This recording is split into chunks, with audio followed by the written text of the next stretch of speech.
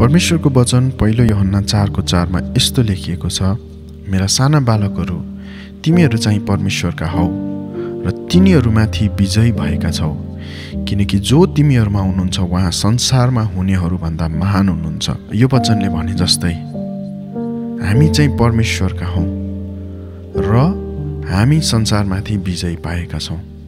कि संसारबाट आएको जति पनि कुराहरू छ, हाम्रा पुराना स्वभावहरू, हामीलाई ढाट्न कुनै गाह्रो कुरा लाग्दैन थियो होला, हामीलाई कसैलाई छल्नको निम्ति कुनै गाह्रो कुरा लाग्दैन थियो होला, तर त्यो सबै कुरामाथि परमेश्वरले हामीलाई विजय दिनुभएको छ। हिब्रूको पुस्तकले भने जस्तै हाम्रो लडाईँ चाहिँ शारीरिक लडाईँ होइन, हाम्रो लडाईँ रगतको विरुद्ध होइन, तर सांसारिक शासकहरूको विरुद्ध, आत्मिक सेनाहरूको विरुद्ध हो है। यसै कारण हाम्रा रिसका कुराहरू, हाम्रा पापका कुराहरूमाथि हामीले विजय पाएका छौँ कि हामी परमेश्वरका हौँ। यसै कारण उहाँले हामीलाई विजय दिइसक्नु भएको छ, किनकि हामी जान्दछौँ कि जो हामीमा हुनुहुन्छ उहाँ संसारमा हुने भन्दा महान हुनुहुन्छ।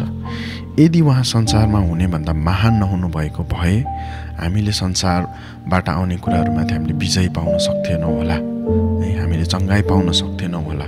तर त्यो सबै कुरामाथि विजय प्राप्त गर्ने येशू हुनुहुन्छ, अनि त्यही येशू जो हामीमा हुनुहुन्छ, अनि यसकारण हामीले संसारबाट आउने सबै कुराहरूमाथि हामीले विजय प्राप्त गरेका छौँ कि हामीमा हुनुहुने येशू, हामीमा हुनुहुने परमेश्वर सबै कुराभन्दा माथि हुनुहुन्छ, अनि संसारभन्दा माथि हुनुभएको कारणले गर्दा संसारको कुनै पनि कुराले हामीलाई छुन सक्दैन, किनकि हामीले येशूद्वारा हामीले ती कुराहरूमाथि विजय पाएका छौँ। आमेन।